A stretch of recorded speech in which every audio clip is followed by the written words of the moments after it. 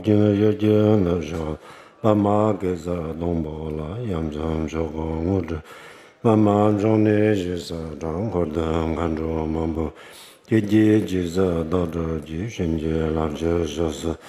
Gara Bama Sarda Ho Oma Hong Bazar Gara Bama Sarda Ho Ma Hong Bazar Gara Bama Sarda Ho Ma Hong Bazar Gara Bama Oma Hong Bazar Gara Bama Sarda Ho Ma Hong Bazar Gara Bama Sarda Ho Ma Hong Bazar Gara Bama Sarda Ho Ma Hong Bazar Gara Bama Oma Hong Bazar Gara Bama Sarda Ho Ma Hong Bazar Gara Bama Sarda Ho Ma Hong Bazar Gara Bama Sarda Ho Ma Hong Bazar Gara Oma Om Bazar Gara Bama Sarda Ho Jela Da Jang Sora Da Bindi Da So Ganda Ni Bi Zab Jo Zhen Nan Da Mo Da Tsu Jiwa Chu Dang Zha Xin Bi Ren Zha Da Sor Chung Den Den Gong Bo Jiang Ho Ra Yang La Jiang Zha Lo Gang Ge Lu Zhu Zhen Ni Zhen Zha Ni Da Nan Da Ra Sar真业东个真热就些你记得个了我们个大这边做了马人们都等我介绍，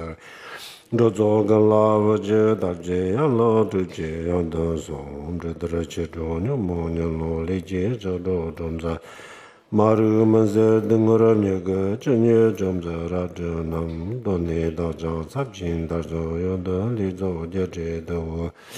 是照着当着你讲这老路们些人讲我让养懒得的，我马拉巴扎那的，马拉巴扎那的，马拉巴扎那的，马拉巴扎那的，马拉巴扎那的，马拉巴扎。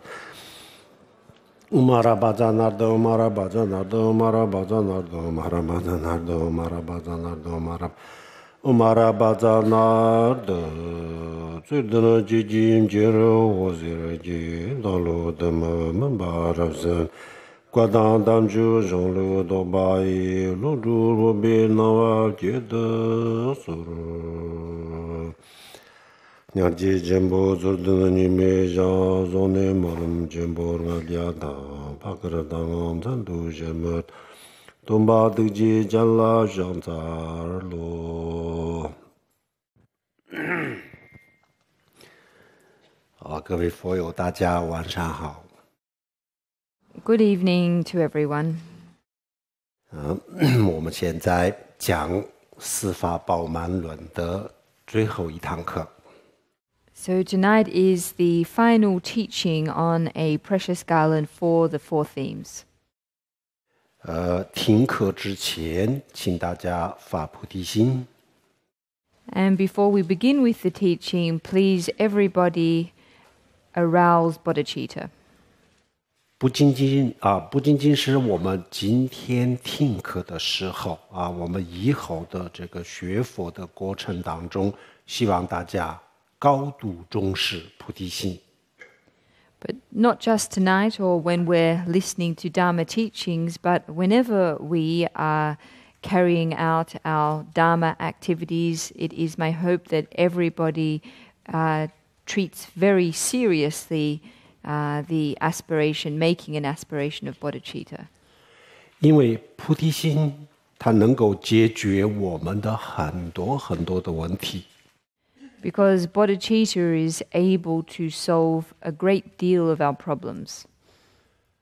很多的问题当中呢，包含了我们来世的问题，也包含了我们的现实的问题。And in saying a great many problems, I mean problems relating not just to our future lives, but also problems in this lifetime. 那么简单的说，菩提心就是我们用一句话来讲菩提心的话，我们可以这样子想我为了帮助天下所有的众生，我要成佛那么这个叫做菩提心。说起来很简单。If we're going to put it in just one sentence, we can say that the aspiration of bodhicitta is to attain Buddhahood in order to help all living beings. Putting it just like this, so simply, of course, is something that is easy to say, but much more difficult to put into practice. 我们经常听到的一句话叫做爱还有我们在大乘佛教里面经常听到的有一句话叫做慈悲，然后最后就是菩提心。这三个我们不要把它们当作一样，一个爱、慈悲心、菩提心，这是层次不一样的。There are three words that we often hear. One is love, and the other, particularly in Buddhism, is loving kindness and compassion. And then we also hear bodhicitta spoken about a lot. However, it's important that we not mix them all together and understand them to mean one and the same thing. In actual fact, they exist in a relationship, they exist at different levels in relation to each other. 大乘佛教他学佛的目的，他向大道的目标，不是现实的幸福和快乐，也不是来世的幸福和快乐，他就是要帮助天下所有的众生。The primary goal of the Mahayana path is not to attain happiness in this lifetime or to attain happiness in future lifetimes either. Rather, the primary goal of the path is to be of assistance to other living beings. 我们必须要知道一件事情可以这么理解，大乘佛教它的最终极的目标不是成佛，而是度一切众生不是成佛，而是让所有众生解脱。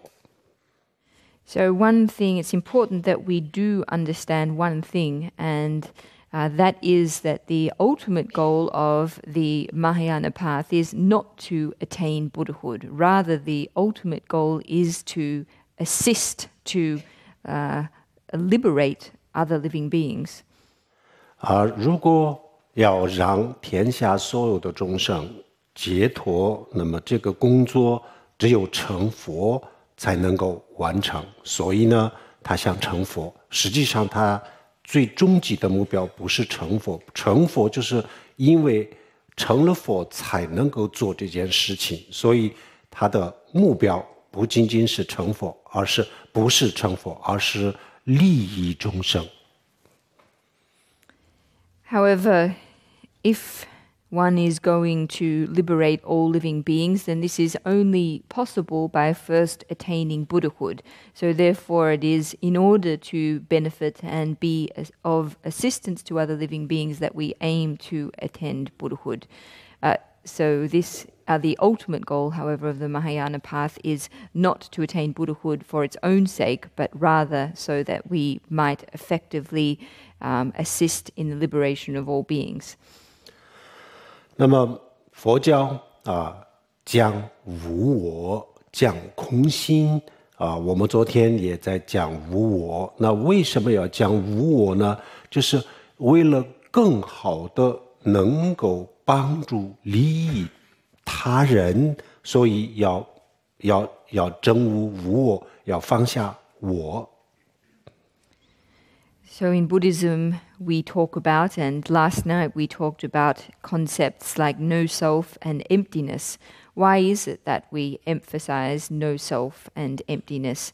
Precisely for the reason that through letting go of ourself, we are thereby able to better assist and better help other living beings. So it's for this reason that we talk about letting go of our cherishing of self.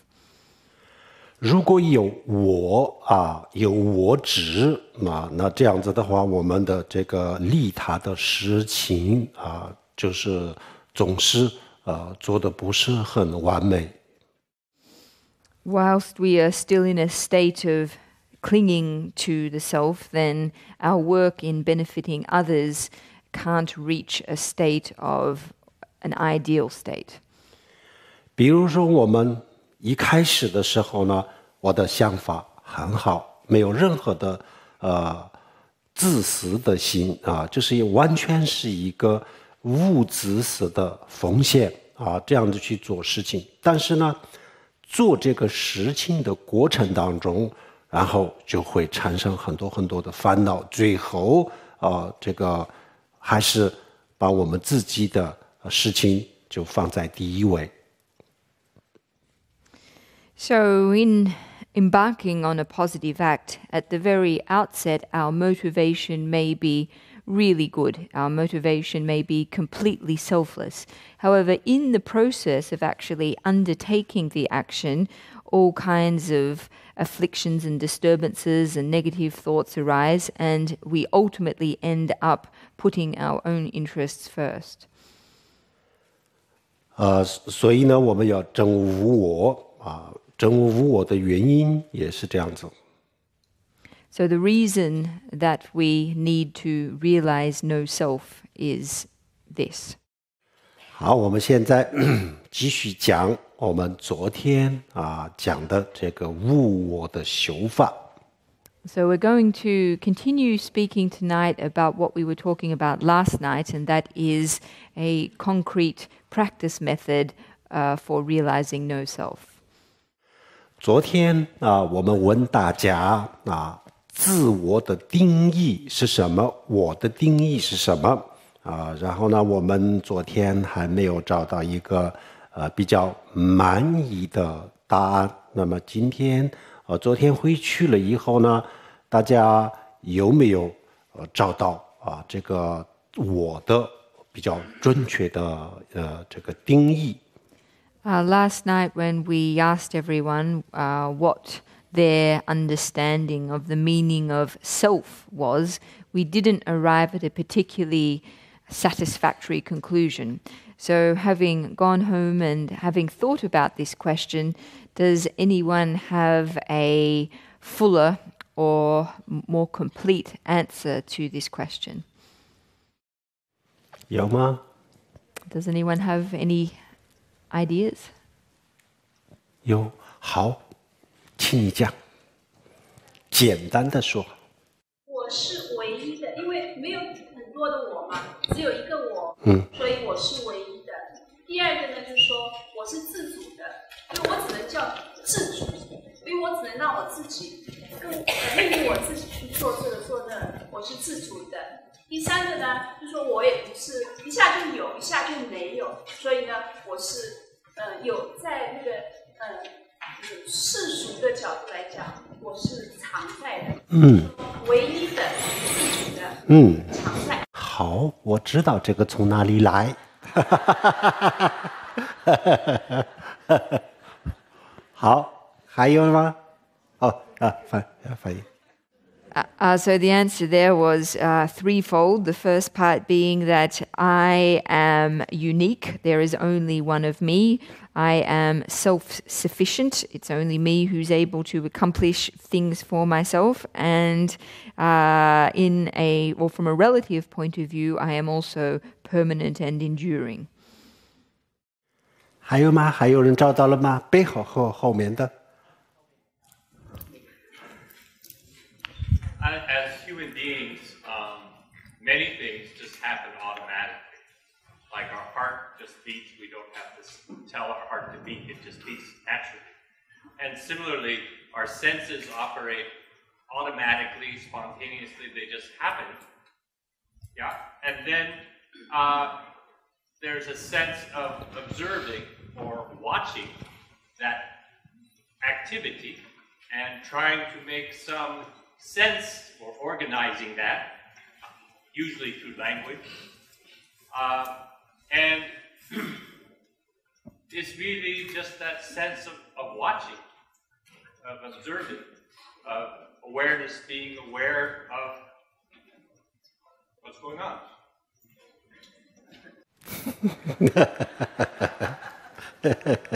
他就是说，作为一个人，很多我们的一些动作和功能都是自动的。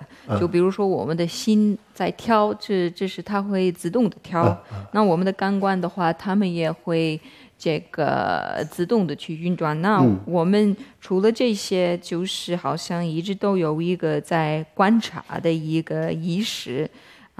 然后我们平时这个观察的这个意识，它也会尽量去阻止我们所观察到的一些信息。平时我们会通过语言去尽量去组织一些信息。反正说完了就是这个，好像就是有一点一直在观察的这个意识存在。就是一个全自动的机器。Is it a fully automatic machine?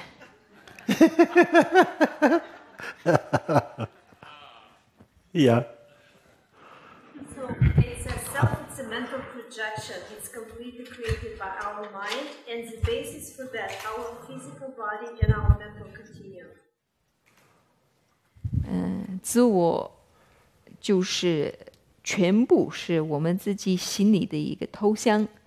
那么我们这个头像就是头像透视，是吧？然后我们的这个心和我们的身体，只不过都是这个我们心的一个头像。自我是什么呢？ What is self? Self is a concept. 就是一个概念。概念。呀。好。后面。你我是会经历生老病死，会有眼耳鼻舌身意，会体察色声香味触法的高级生命体。高级生命体，好。高级生命体其实。高级生命体就是一个生物学的。是。Yeah. Okay, so I am something or an entity that goes through the process of birth, aging, illness, and death. I experience the operation of my 5 senses, and I am an advanced life form. 好，你还有一个，他们都太复杂了，是吧？越解释越说越解释。好，那你就说个最简单的。什么叫我？不是别人就是我。好。如果你要问什么是别人，不是我就是别人。那这个是不是别人呢？这是别人，所以不是我。这个是别人。别的东西。别的东西。So this answer was that everybody else's answers are far too complicated. Putting it simply, we can just say what I am is not someone else. 那么，不是别的东西就是我。So that which is not something else is me. 所有的不是别的东西的都是我吗？对啊，所以我可以说，年轻的时候那个也是我，年老的时候也是我，因为他们都不是别的东西。一个我是存在的。好。So therefore it's possible to say that when I was young, that's me, and when I was a bit older, that was also me, because at both of those times, that me was not someone else. So therefore it's possible to say that these are all me.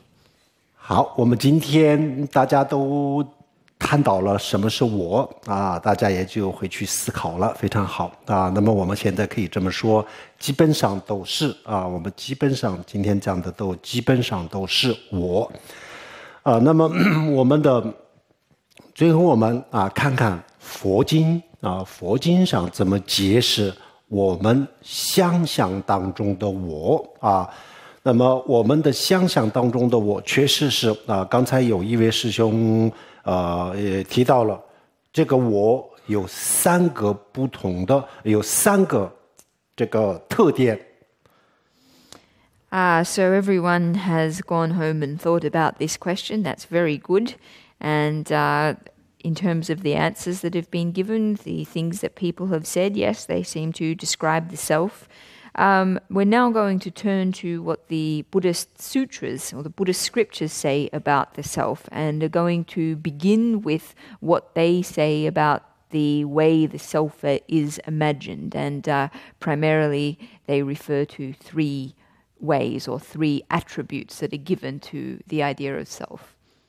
好，3个特点。第一个特点是什么呢？我们想象当中的我们默认了它是永恒的，所以我们会想，我年轻的时候我老的时候等等，我们就一直都认为小的时候中年的时候老的时候，这个至少这么70-80年当中，我这是一直都存在的一个这样子的。所以呢，我们首先第一个，我们的想象当中的我们已经默认了，它是一个永恒不变的我。So the way that we conceive of ourselves, the first characteristic or attribute we give to ourselves is one of permanence. That is, we regard the person we were when we were young, and then the person we were when we were middle-aged, and the person we were when we were a bit older as all belonging to the same self. So we assent to this idea of the self, one of permanence. 好，第二我们以为或者是我们想象当中的我就是一个独立存在的，我们始终都认为只有一个我我们可以有10个手指头，但是不可以有10个我然后我们的身体上面呢有600多块肌肉，但是呢我就只有一个。然后我们的骨头，一个成人有202个骨头但是呢人就只有一个，只能有一个人。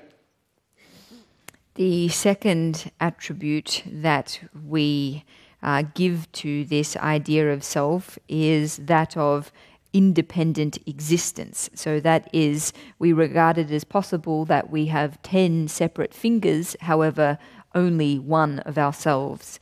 We can also say that we regard ourselves to have, or we know that we have 600 different muscles in our body, but we only regard there to be one of ourselves. Similarly, we know that an adult human has 202 bones in their body, and yet we regard there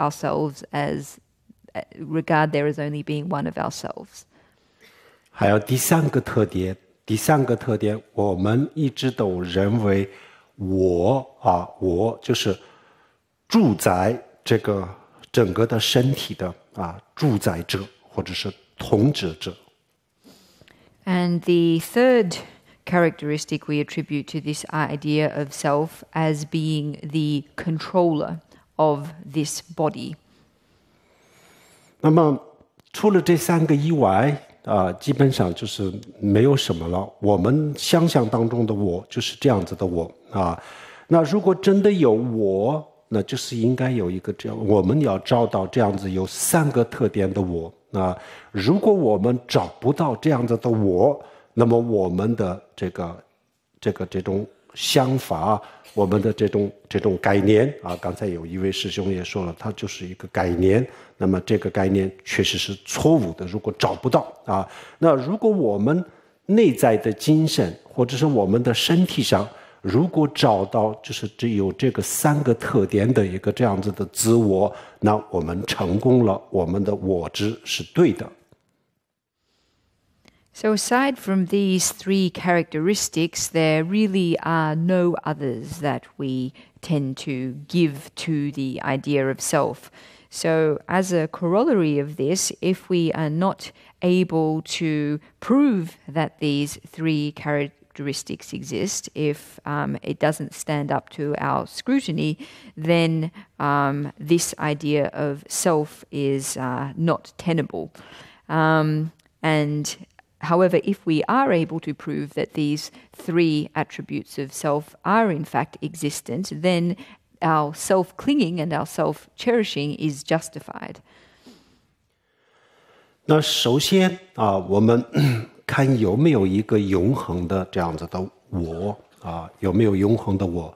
那我们去这个寻找我的时候呢，我们就要在自己的内在的世界和外面的这个肉体就在这2个上面去找这个自我我们不可能到这个房子呀车子上面去找我们从来都不认为房子是我，车子是我，所以我们没有必要到房子车子然后呢，这些海螺这些上面去寻找我，这个我们从来都没有把它当作我我们把我们的身体和我们的精神就当作我，如果有我，那就要不就在精神上，要不就在肉体上，要找到一个这样子的我。So in terms of the first attribute, that is one of a permanent self, well, if we were going to go about locating this permanent self, then we would only have one of two places to look, and that would be in our minds or in our bodies. That is to say, in order to locate ourselves, we would not think of looking externally somewhere, such as in our house or in our car or at this conch shell. We've never regarded these things to be ourself. So aside from our outer bodies, our physical bodies and our minds, there is no other place that we could look for to discover a permanent self. 那么在这个肉体上面呢，有没有这样子永恒的东西呢？从医学的角度来讲，我们的肉体上的每一个器官它的虽然是它们的新陈代谢的速度不一样比如说心脏、肝脏、胃等等，有些呢有几个星期就会新陈代谢变成新的，有些呢几个月以后然后我们身体上的大部分绝大多数的东西呢，就是每7年就是完全就是变了这个我们说7年以后，我们以为我这个身体是过去的身体，但根本就不是。我现在这个身体呢，根本就不是7年之前的这个身体全部每7年全部就已经是新的了。有个别的细胞有个别的细胞好像是一辈子都是不新陈代谢的除了，但是这是谁？我们如果医生不告诉我们，我们根本不知道什么在代谢，什么不代谢。所以我们要在这个身体上要去找一个这样子的永恒的我，肉体上是绝对找不到的。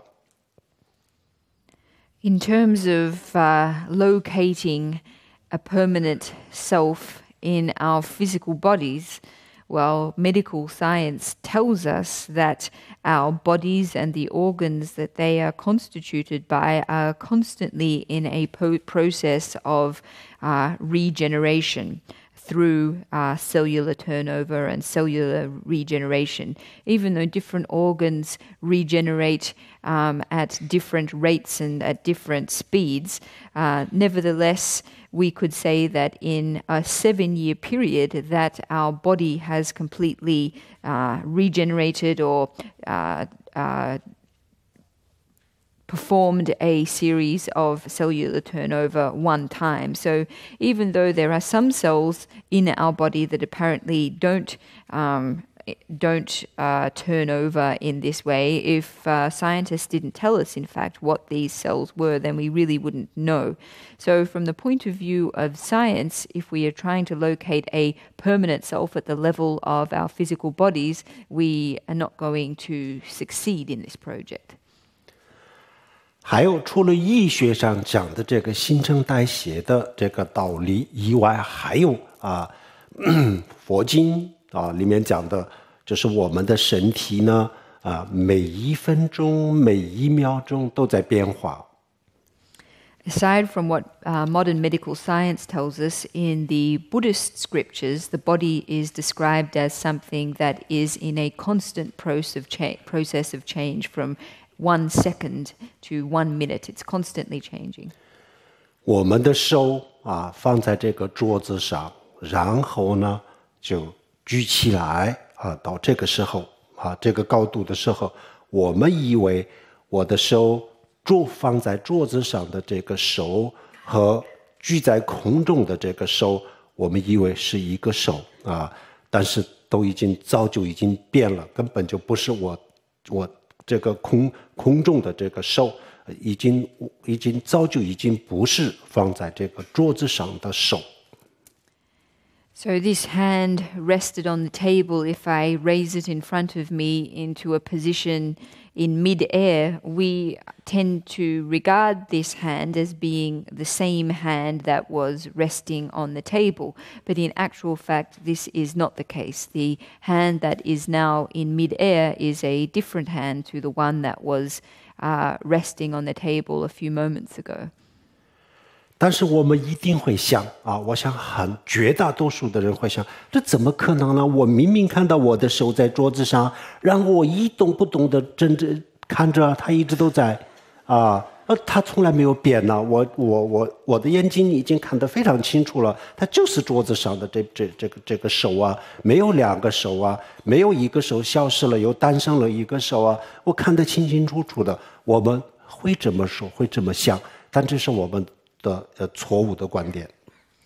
Of course, many of us will say, how can this be the case?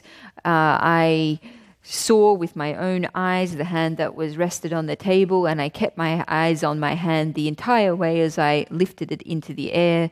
It didn't change at all. It was the same hand. It's not as if my hand disappeared and another one arose in its place. Even though this is what we will say, this is how we will tell things, this is in fact a mistaken view. 好，我现在要给大家问一个问题，大家注意一下。比如说我们看电影的时候一个人把这个海螺抓住，然后拿上来就拿到举到头上这个动作就把这个海螺从桌子上拿上来。那么这个动作电影的荧幕上我们看到了一个这样子的动作。那么这个荧幕上的动作是来自于电影的这个胶片上那么胶片上的这些图片是什么样子，大家知道吗？ So I'd like to ask everybody a question. If we were watching a movie and in that movie there was a scene where someone clasped or grasped this conch and lifted it with their arm into the air, then where would this movement come from? Would it come from the film or the reel of the movie? Does everyone understand where these images come from? 照片上的这个图这个电影的影片上的这个图，我的手第一张图，我的手抓住这个海螺，它还没有离开这个桌子第2张图离开了，第3张图再高一点，第14张图一个最后的1张图就在这里但是呢1秒钟有这样子的24张图片1秒钟就经过镜头的时候呢，然后我们的眼睛就看不见了它在荧幕上根本就不会这样子的，荧幕上就是这种动作，这个大家知道吗？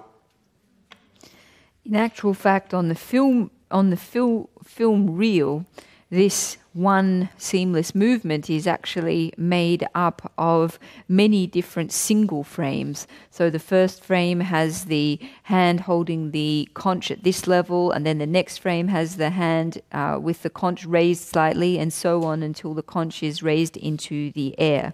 In fact, in a movie, one single second of movement or action is made up of 24 individual frames. However, when we see the movie, when we watch the movie, we see a single seamless movement. We don't see a movement made up of 24 micro moments like this. 好，那么我们的手第一个还没有离开桌子的时候的这张图片，这个影片上的这张图，跟到了最高地方的这个图，这2张图是这2个图是2张图还是1张图呢？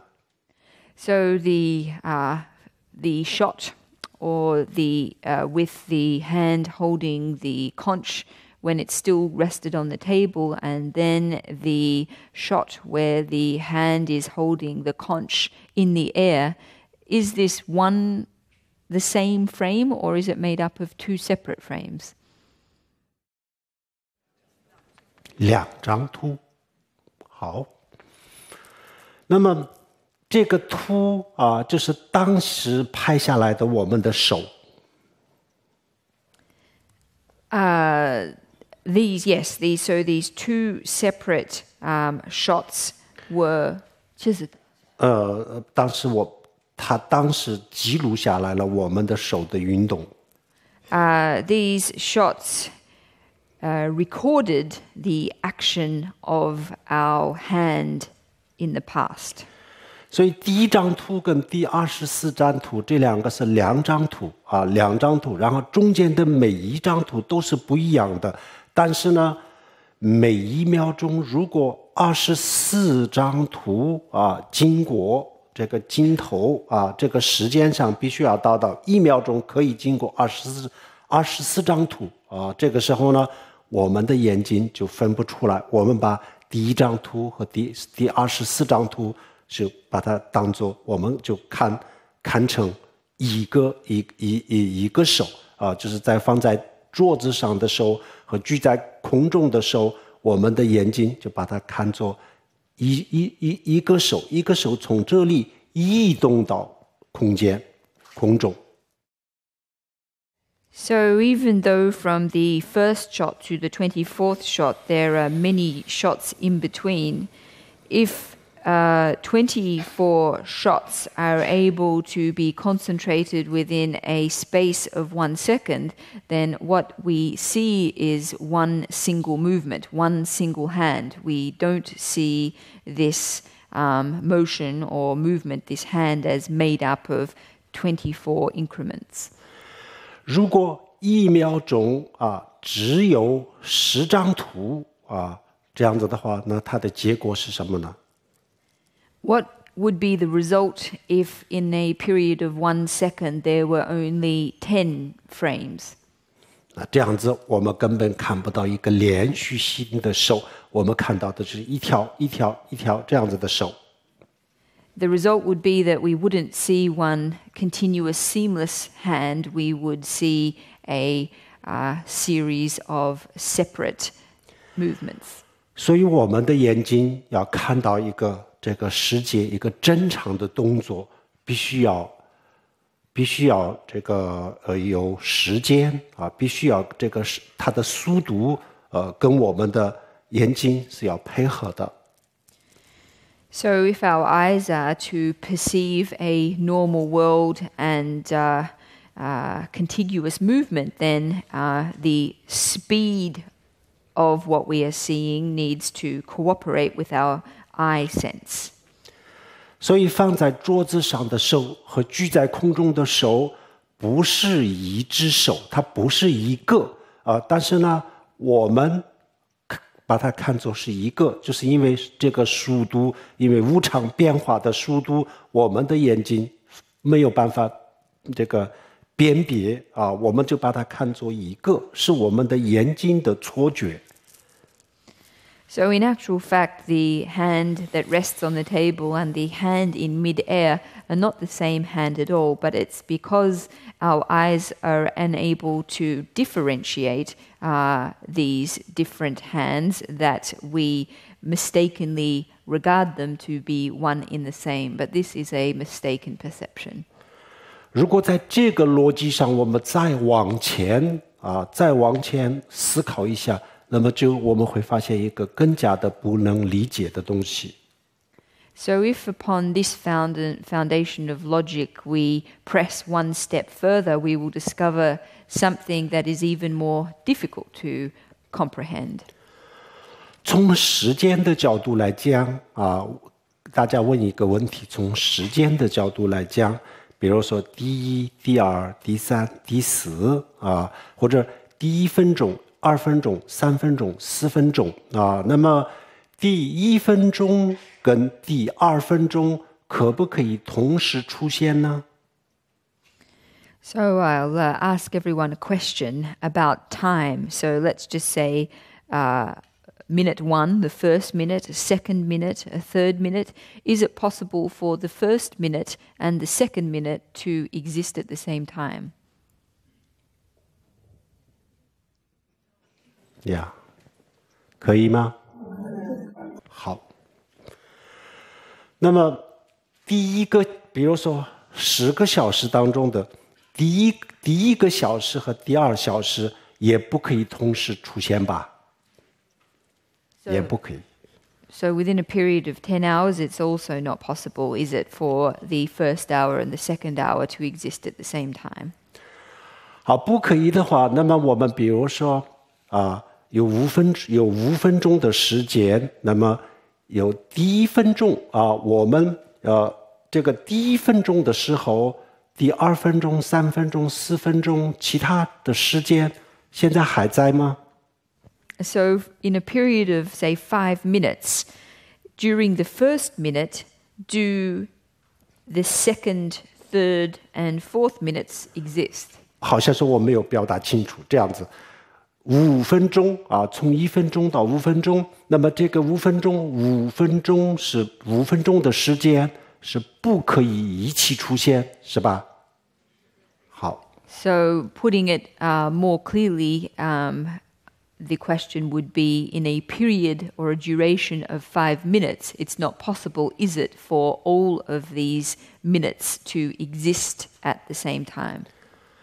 好，那么到了第3分钟的时候，第1分钟和第2分钟还在吗？ So when we reach the third minute of this 5-minute duration, do the first and second minutes still exist? 还在吗？ Yes or no? 不在。好，那么第三分钟的时候呢？第4分钟和第5分钟在吗？ And when we're at the 3rd minute mark, do the 4th and 5th minutes exist? 好，都不在，这个我们很确切。好，确定了。So we're very clear at this point that the 4th and 5th minutes don't exist at this point. 好，那么这样子我们的身体或者是我们的精神就是每1分钟都在这个变化无常。这个我们刚才通过一个电影的胶片给大家说清楚了，我们的这个身体和我们的精神每1分钟每1秒钟都在变化，这个大家能理解吗？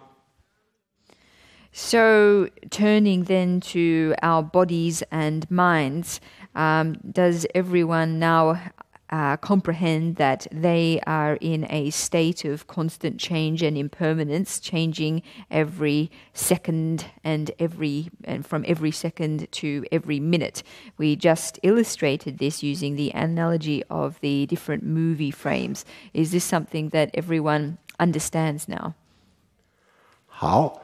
那么现在我们7点54分钟，这个作为现在这个的后面都叫做过去它的前面都叫做未来。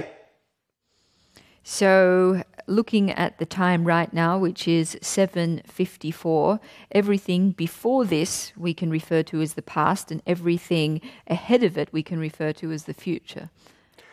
好，那么7点54分钟的时候呢，它是现在。那么现在的时候呢，过去在吗？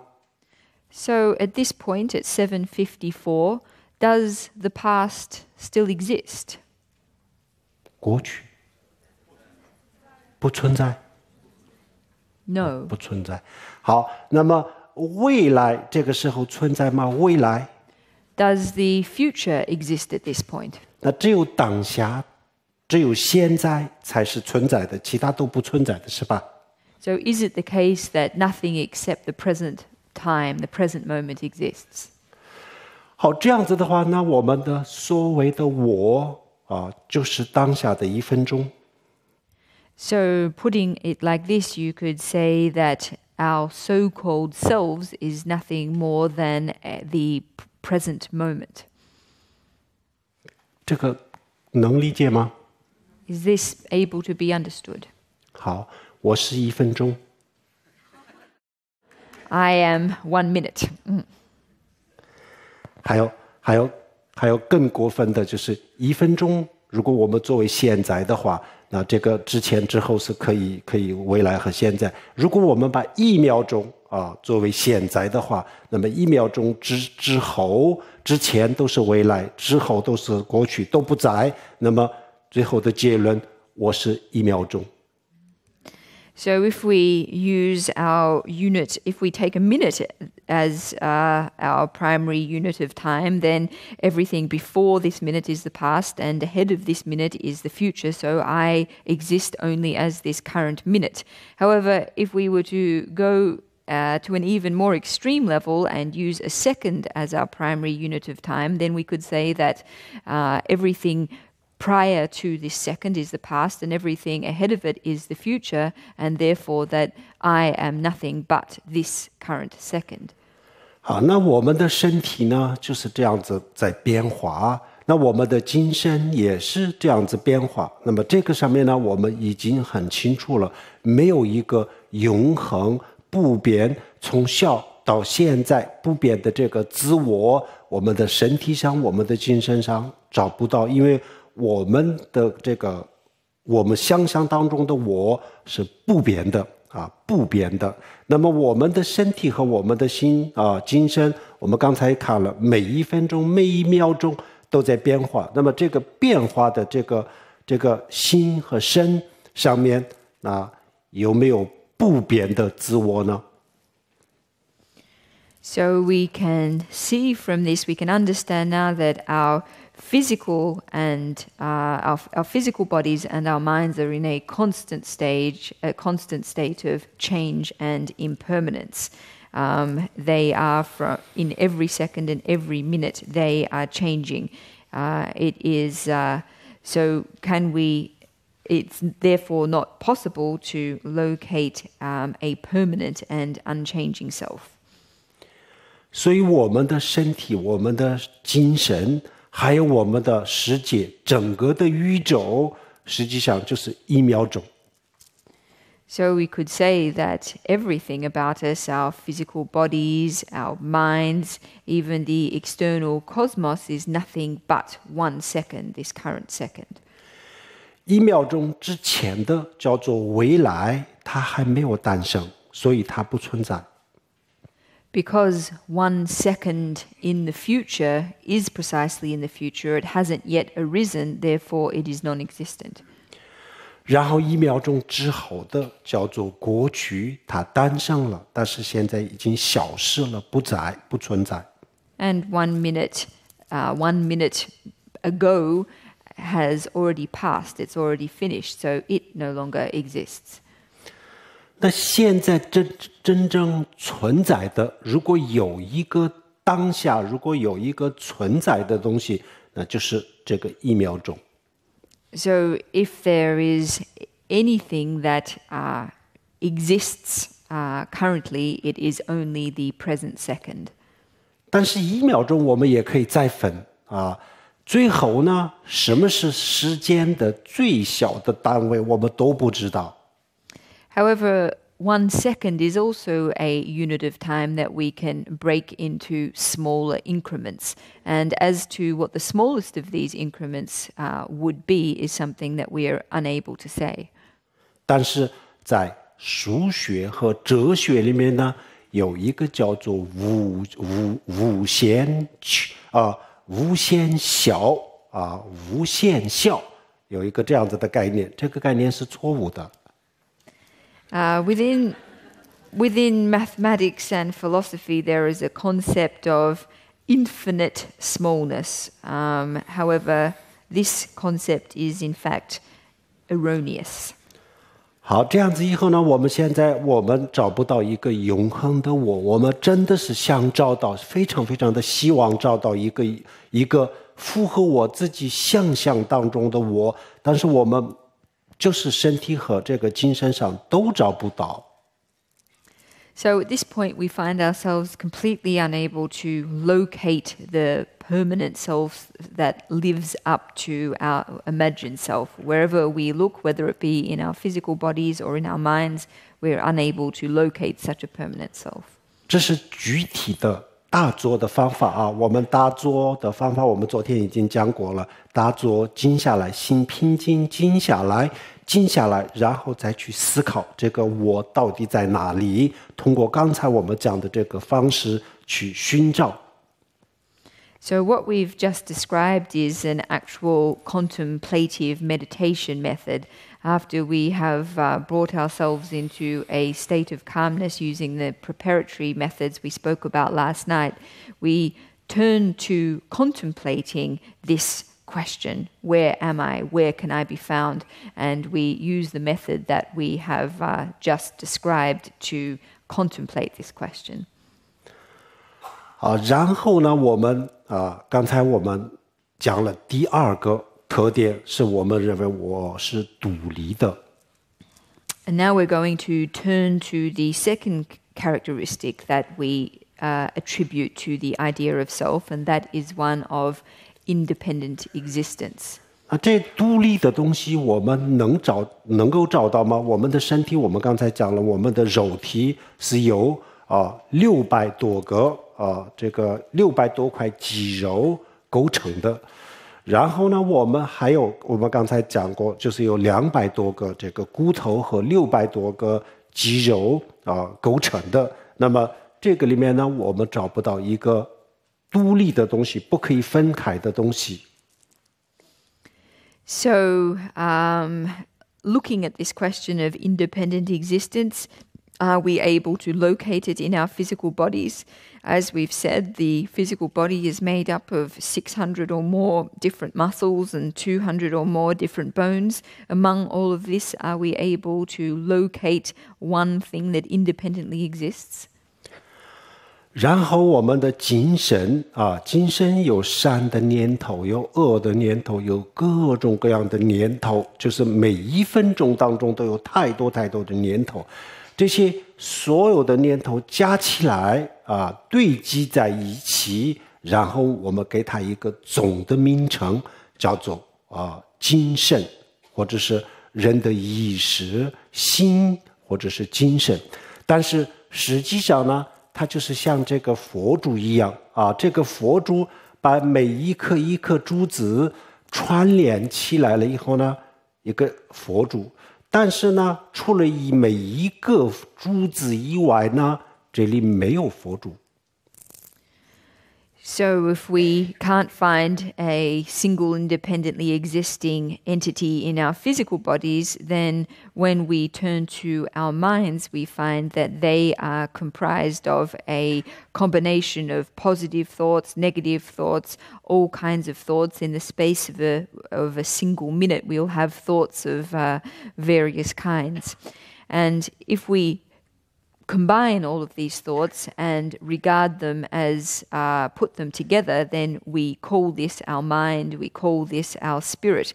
But even though we give it this unifying name, in actual fact, our mind is just like a garland of prayer beads. Even though when we string them together, we call them a garland, in actual fact, this garland is comprised of only single beads.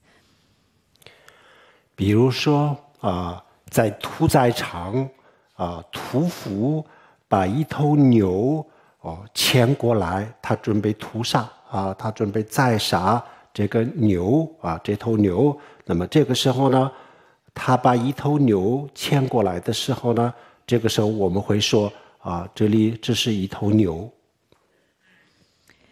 We could say that in a slaughterhouse, when the slaughter person is preparing to kill a cow and leads it over to be killed, that what he has with him is a cow.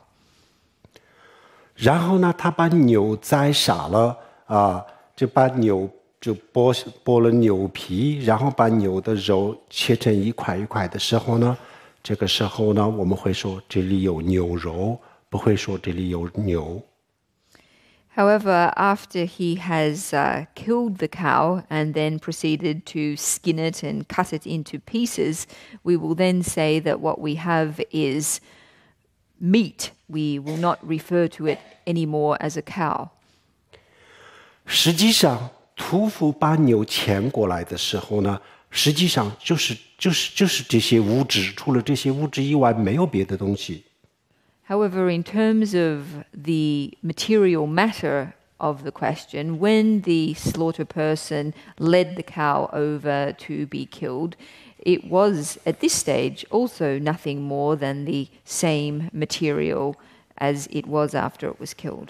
同样的，我们把很多很多的这个精神全部汇集一起啊，很多的念头堆积在一起，然后就是说精神，然后我们人的身上的很多的肌肉骨头堆积一起，然后我们就把它当作人或者是我。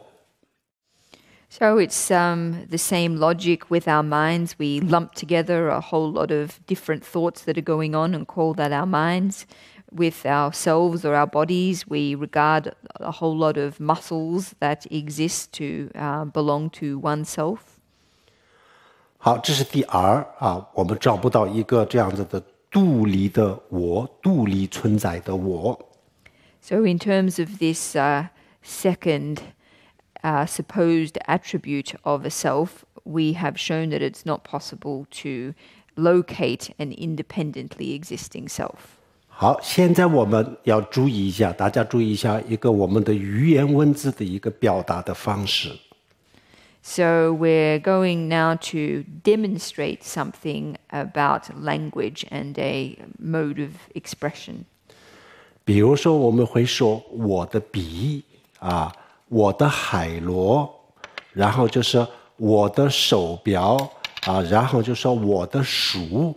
所有都可以叫我的啊，这些物质都不是我，都不会是我，都是我之外的东西，可以叫做我的，我不可以叫做我的。So in general, we describe things as belonging to ourselves. We talk about my pen, my conch, my watch, my book. In general, external objects we refer to with this possessive pronoun of my. The one thing that we can't refer to as mine or my is me. 是你们觉得是这样子吗？是不是所有的可以叫做我的啊这样子的东西都不是我？ Does everybody agree that everything we refer to as mine is not me? 是吗？是吗？ Yes. 英语里面也是吗？ Is this the case in English too? 是啊，这不，哎呀。I don't know that I agree with that. If you look at someone who, for example, has Alzheimer's disease, you can speak of losing a sense of my identity, losing a sense of I'm losing my me. 他也不一定接受这个观点。Yeah. 就比如说这个得了那个老年的那个叫什么老年痴呆症。哦，这个时候也可以说自己在失去自己啊。这个时候的那个人也可以说是自己在失去自己。自己在失去自己。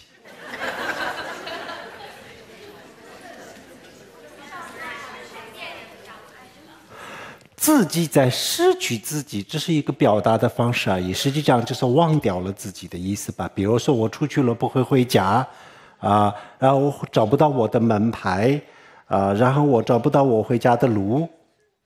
So even though we say that one is losing oneself in this situation, this is just a mode of expression to describe forgetting things, such as how to find my way home and where I put my things and things like this.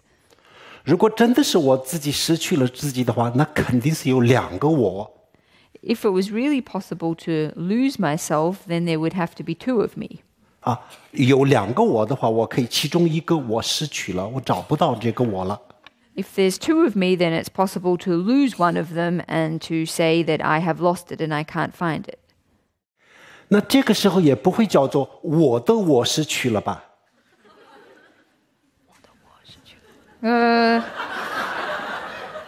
In that case, we wouldn't say 我的我失去了。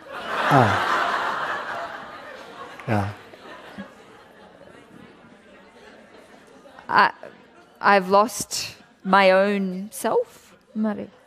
我的我失去了 ，my I lost my me.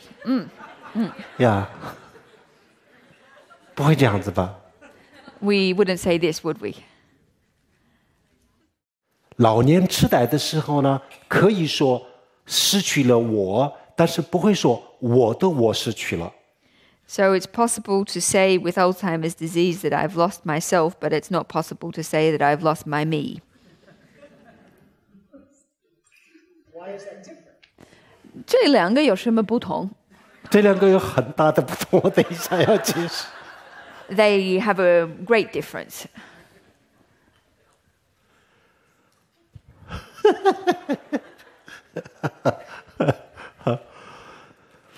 这个时候呢，失去自我，我们平时我们生活当中可以这么说，失去了自我就是找不到自己的定位，可以这么说，但是呢，那个时候也不会说我的我失去了，不会这样子讲的。So when we talk about a loss of self, in general, this refers to a loss of sense of self. However, we wouldn't say that we have lost my me. 大家再想想，是不是可以说凡是叫可以叫我的这些东西是不是我呢？是不是都是身外的东西呢？ So is it the case that everything that we can describe as mine exists outside of myself, is not myself? 我的手是我的。My hand is me and it's mine. 我的手啊，是的。可是是我啊。好，你的手是你啊。Oh, so your hand is you. 那么有一天，比如说摘指了，那你还在吗？ So if I were to cut off your hand one day, would you still exist? 如果有一天你失去了你的手臂，那你觉得是不是我没有了？这样的话，我的头也可以失去了，我的头也可以失去了，我也就失去了。对呀，我要讲这个。So Campbell was going to talk about this, whether or not we still say that I exists if we lose a certain part of our body. 所以就是这里有一个很混乱的东西，我们根本就不知道现实生活当中我们对自我的这种认可自我的定义，就是一个非常盲目混乱的东西为什么这么讲？在一般的情况下，我们的语言的表达，凡是可以叫我的这样子的东西，绝对不是我，从来都不是我。从来的我们不会说我的我，没有这种说法，我就是我我拥有的东西才叫做我的，不管是英语，不管是什么语言，都是这样子。So we can see from all this that in fact our usual definition or operating definition of self is one that is extremely confused and unclear. In terms of our habitual language usage, we don't refer to my, me. We refer to objects that we refer to objects as my or mine to indicate that they are not myself. 可是有一个问题是什么呢？刚才有一位师兄也提到了，比如说我们可以把我们身上的所有的东西都可以叫做我的手我的腿，然后最后就是把我们所有的器官都可以这么叫，我的心脏，我的大脑，全部都可以这么叫那么这些全部都是你的，那么你自己在哪里呢 So just as this Dharma friend was saying, it's possible to refer to all of our body parts as me or mine. We can refer to the various organs, my heart, my brain. But at the end of the day, if all of these things are yours or mine, then ultimately where does me or the self reside? 但是还有一个矛盾的东西什么呢？有一些时候我们的手痛的时候呢，我们会说我很痛痛什么？是手痛的时候，我们会说我很痛；头痛的时候呢，我们会说我很痛那么一会儿呢，又会说这是我的一会儿有说这是我，那么这两个是矛盾的。And there's another contradiction in the way that we use language. For example, if our hand hurts, we sometimes say, I hurt. Or if our head hurts, we sometimes say, I hurt.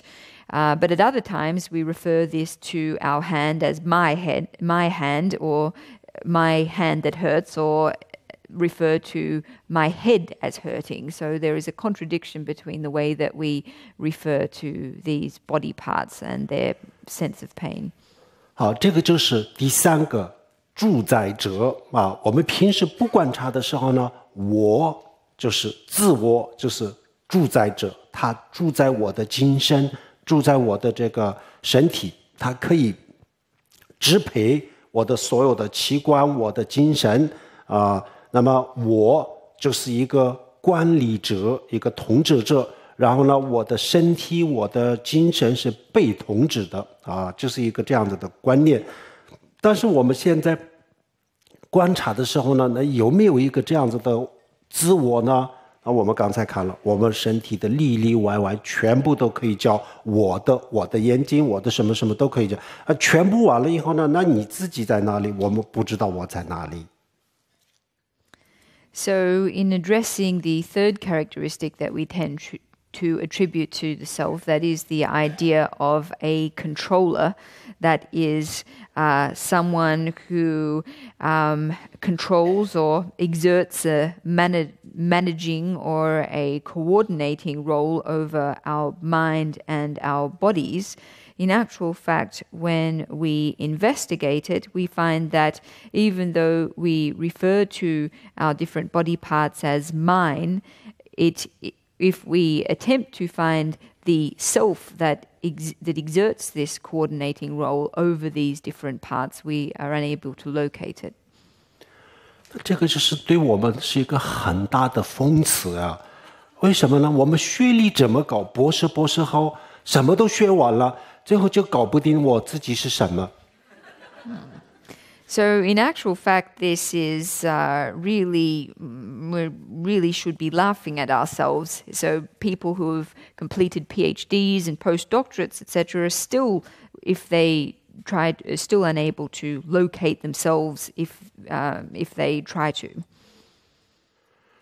爱因斯坦他也是这样子，他很聪明，他是一个伟大的科学家，但是对自我的问题上，他也是这样子。And Einstein was just like this. He clearly was a great scientist, but in terms of this problem of self, he was just the same as us. 柏拉图、苏格拉底、亚里士多德，所有的这些哲学家，他们有很多很多非常伟大的哲学思想，但是对自我的问题上都是这样子。And even the great philosophers like Plato and Socrates and Aristotle, even though they made great philosophic contributions in other ways, had no understanding of the self. 那我们今天我们大家都是这样子，我们所有人都是这样子，就是我们都认为就是有一个这样子三种特点，具备三个特点的我在，我们一直都从来没有去观察，一直都认为有。但是我们现在就是深入的去观察的时候呢，我们会发现这些都是错误的。And all of us today are just like them. We tend to imagine that ourselves are constituted by the three characteristics that we spoke of. However, when we really turn to examining whether these stand up to our scrutiny, we discover that in fact they don't. 那我们的结论是什么呢？刚才有一位师兄提到了，我就是一个概念，一个抽象的概念。So what's the conclusion we can draw from all this? Well, just as someone said at the beginning of tonight, the idea of self is a concept, ultimately an abstract concept. 我们一头牛它活着的时候，它还没有变成牛肉的时候呢，我们认为是一个很具体的生命生命的个体。我们不会说一头牛是一个抽象的概念。但是呢，当把一头牛变成了牛肉的时候呢，我们会认为牛肉就是一个很具体的东西，但是牛这个时候就是一个抽象的概念。So it's just like a cow when it's still alive, that is before it's been turned into meat, then we regard it as a very concrete and specific life form. And at this point we regard meat as more a concept that is more abstract in nature. However, after the cow has been turned into meat, we regard this as a more concrete kind of entity or substance. And at this point, the concept of a cow is more abstract. 一个人的身上，我们刚才讲了有600多块肌肉，然后这些肌肉分解了以后呢，它都变成了这个纤维有60亿，一个人的身上有60亿纤维。那这个时候我们会认为纤维才是具体的，然后肌肉就是一个抽象的概念。So in our bodies, as we said, they are made up of 600 or more different muscles, and these muscles can be broken down into 6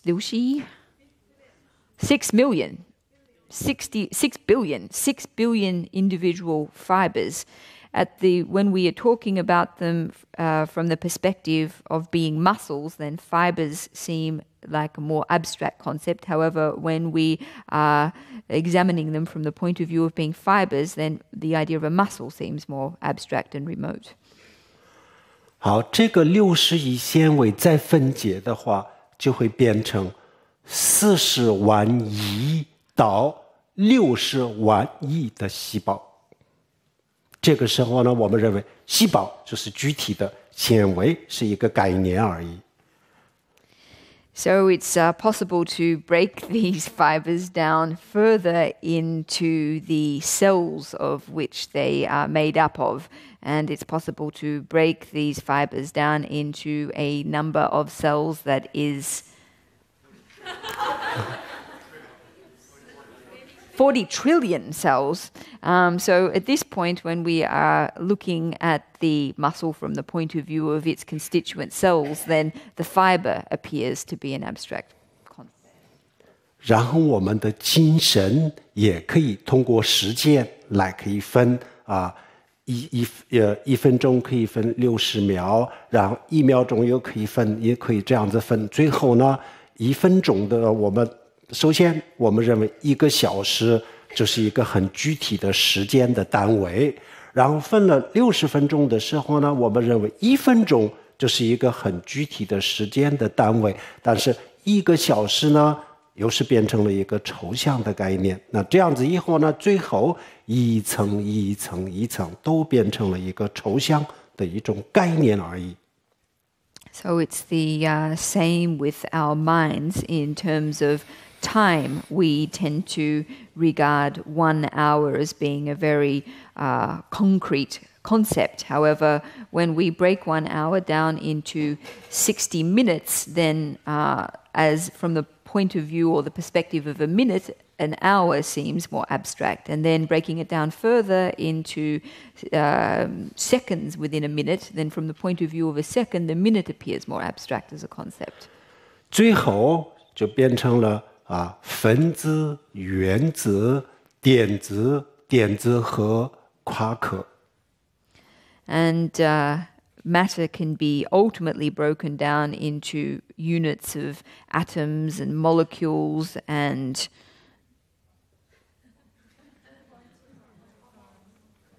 at the very smallest unit, quarks.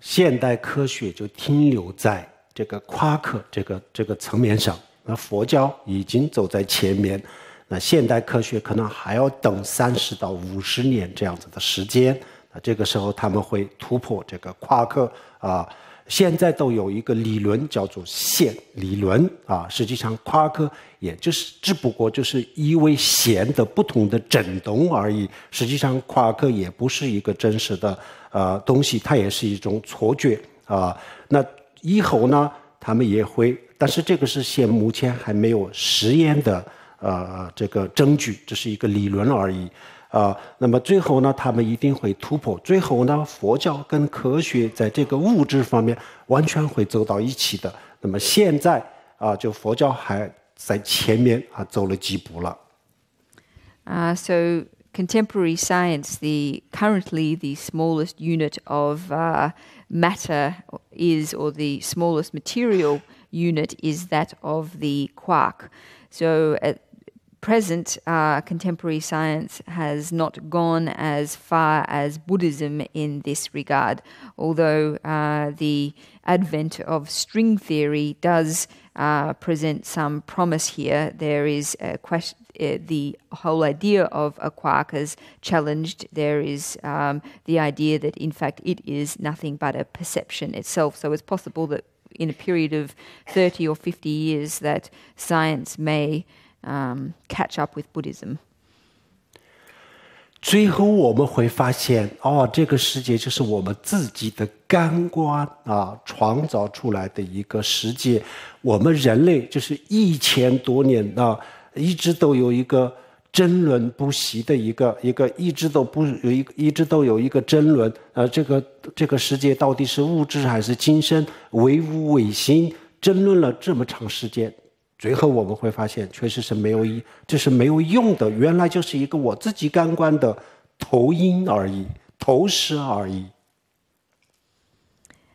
Ultimately, we will discover that, in fact, the entire world is naught but a creation of our own mind, and that the debate that has been going on for centuries about whether the world is ultimately material in nature or created by the mind, that all of this, or is mind, that this debate has in fact been pointless, and that ultimately everything is nothing but the mind's projection. 好，这样子观察的时候呢，我们确实是，就是刚才这位师兄讲的一样，真的是这个时候我们会失去自我的，但是不是老年痴呆。So at this point it will be just as this student said, we will lose our sense of self. However, it won't be for reason of Alzheimer's disease. 不是老年痴呆，不是因为老年痴呆，就是一个非常尖锐的智慧去观察的时候，就真正的失去自我了。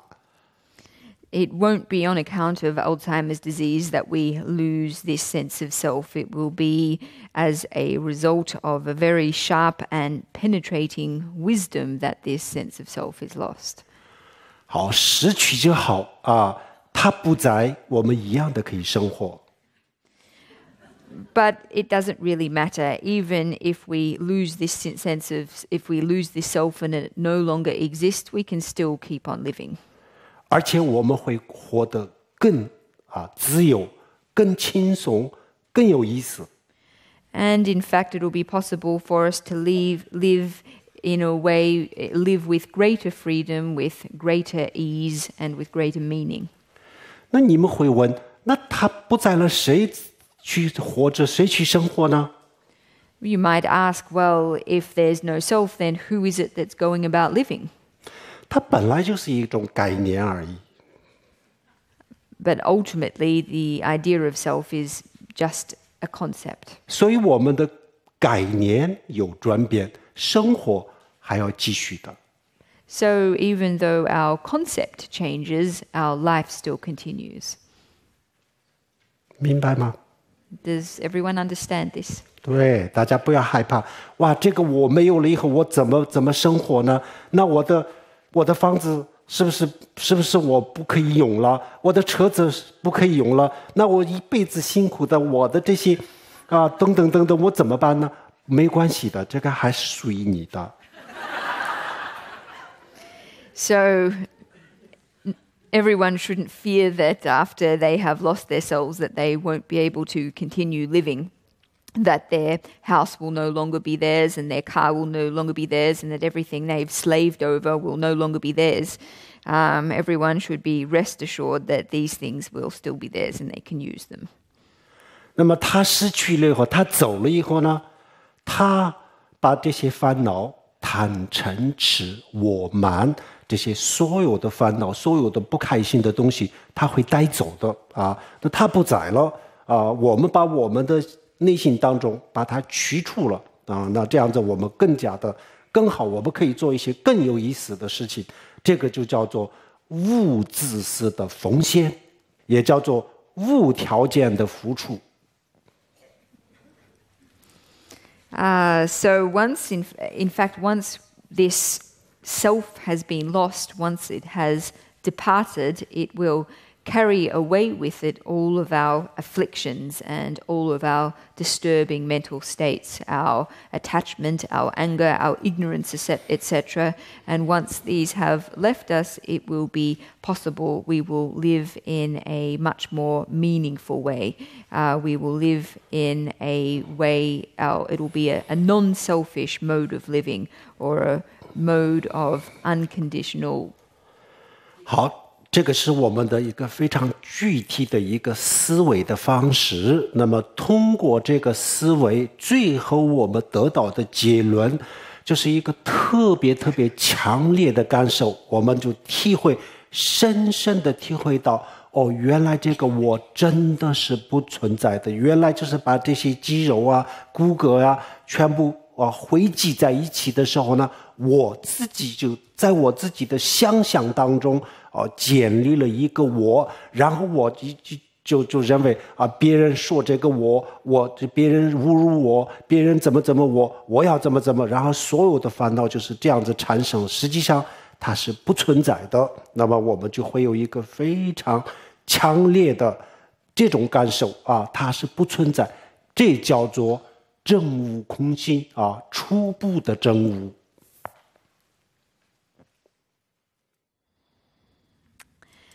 So what we have just spoken about is a very specific mode of inquiry, of contemplative inquiry. And by engaging in this contemplative inquiry, it is possible for us to arrive at a very deep and acute realization of the lack of an inherently existing self. It's possible for us to realize very directly that our muscles and bones that we have tended to lump together and imagine as ourselves indeed is without foundation. So even though we have created this idea of self, constructed an idea of self, and on this basis have felt that when others insult us or treat us badly that we should do this and that it is this idea of self that has been the source of all of our suffering. So by engaging in this contemplative inquiry, it is very possible for us to arrive at a palpable, acute and deep understanding of the non-existence of self, and this is the beginning stage of a realization of emptiness. 好，然后我们找到了一个这样子的结论就是一个原来这个我真的是不存在，它是一个虚拟的就是一个虚幻的东西，有一个这样子的深深的体会的时候，然后我们就安住在这个体会当中啊。所谓的安住，就是把这个体会要把它维持啊，维持这个现状，这叫做修空心。So once we arrive at this very deep experiential understanding of the illusory nature of self, then we abide in this state of deep experiential understanding and seek to remain in this state. And this is what we refer to as the practice of or meditation on emptiness. 这叫做无我的修法。然后我们体会到了这个无我的时候呢，然后我们把所有的烦恼的这个根源从源头上铲除了，所以呢，从此以后我们的所有的这些烦恼、焦虑、压力等等，就是我们内心上的所有的痛苦不是一下子就消失，但是呢，从此以后就是会越来越减少，越来越减少。So this is a meditation on no self, and it is possible through this meditation to remove suffering at the root, and in so doing remove all of our disturbing thoughts and afflictive mental states, all of our pressures and stress, anxiety and suffering. Whilst they won't all disappear in one single instant, with continued practice we will find them becoming gradually less and less. 希望大家每天至少10分钟的时间，花10分钟的时间去修一修这个无我。I hope, it's my wish that everyone can devote 10 minutes each day to meditation on no self. 就是虽然哪怕是10分钟的时间它也会给我们一些力量，肯定的，这个是绝对是这样子的。Even just 10 minutes a day is enough to give us a certain power. This is certain that this is the case. 自从有了这个力量以后呢，我们的内心就越来越强大，越来越强大。然后呢，任何一个外来的东西都不会干扰到它。From the point that we discover this power, our minds will become increasingly strong and therefore increasingly less susceptible to disturbances in the external world. 这个力量就是无我的智慧，叫做无我的智慧。And this power is, in fact, the wisdom of understanding no self. 我们今天讲的这个是无我的一个具体的修法具体的修法就是这样子。然后呢，我们最后修完了以后呢，开始不打坐的时候，这个打坐结束的时候呢，然后就做一个回向回向我们前几天给大家介绍过了，做一个回向，然后就可以结束了，这个打坐可以结束。So what we have just described is a contemplative practice on no self. In the course of a meditation session, this is the main part of the contemplation, and after we have completed it, then we would finish the meditation session by dedicating our merit. 好，那么我们就这个四法宝鬘论的部分的内容讲完了。然后呢，有些其他的比较高深的这个内容呢还没有讲完，但是我想你们先试一试我们这次讲的这个无我的修法，因为这个是我们所有人都可以去思考的所有人都可以去思考的。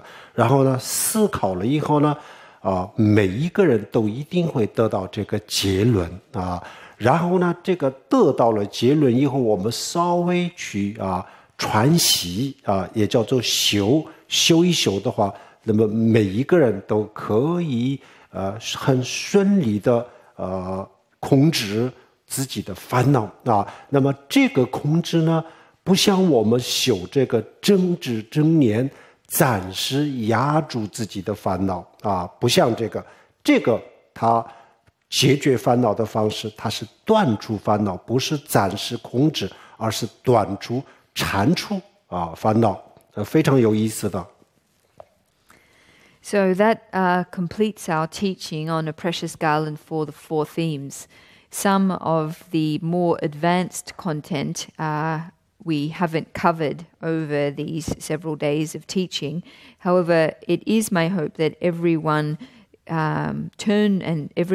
practice or turn to the contemplative practice on no self. The reason is this is something that everybody can do. Everyone can engage in this contemplation, and by doing it with some diligence, everyone is able to arrive at the same conclusion. And by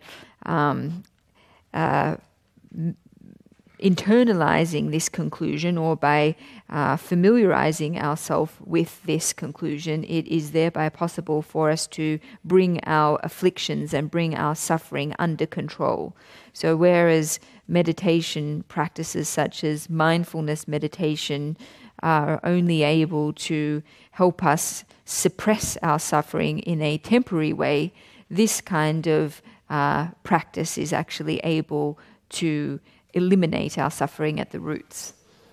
其他的这些修法呢，我们虽然这次没有讲，但是呢，我们先大家修一修这个修法，然后有一定的这个基础的时候呢，其他的修法以后大家可以一步一步的学习。So we haven't covered other meditation techniques in this teaching. However, once everyone has established a foundation in this contemplative meditation, then in the future we can progressively learn other meditation techniques. 然后我们的这个四法宝鬘论的课暂时告了一个段落，希望大家好好修行，谢谢大家。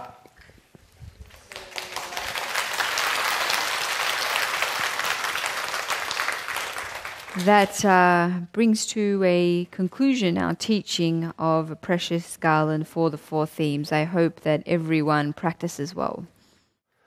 好，我们现在开始做回向那么我们这次有7堂课讲了这个四法宝鬘论，然后呢，我们把这个功德回向给天下所有的众生我们真诚的发愿。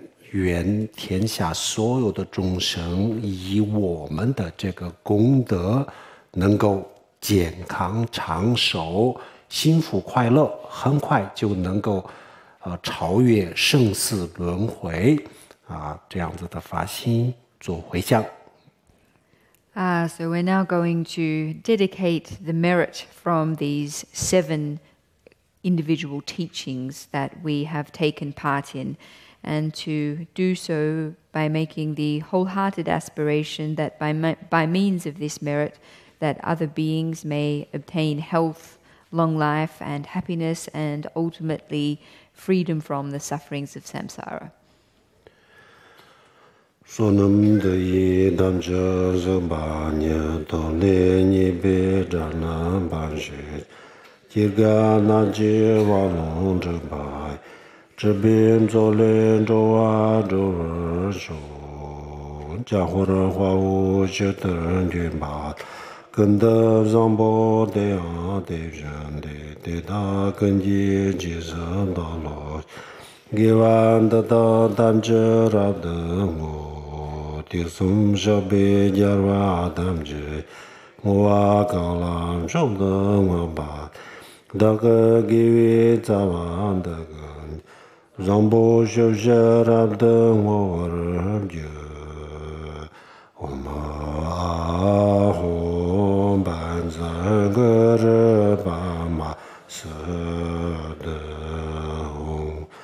唵阿吽班赞格日巴玛舍得吽。唵阿吽班赞格日巴玛舍得吽。谢谢大家，阿弥陀佛。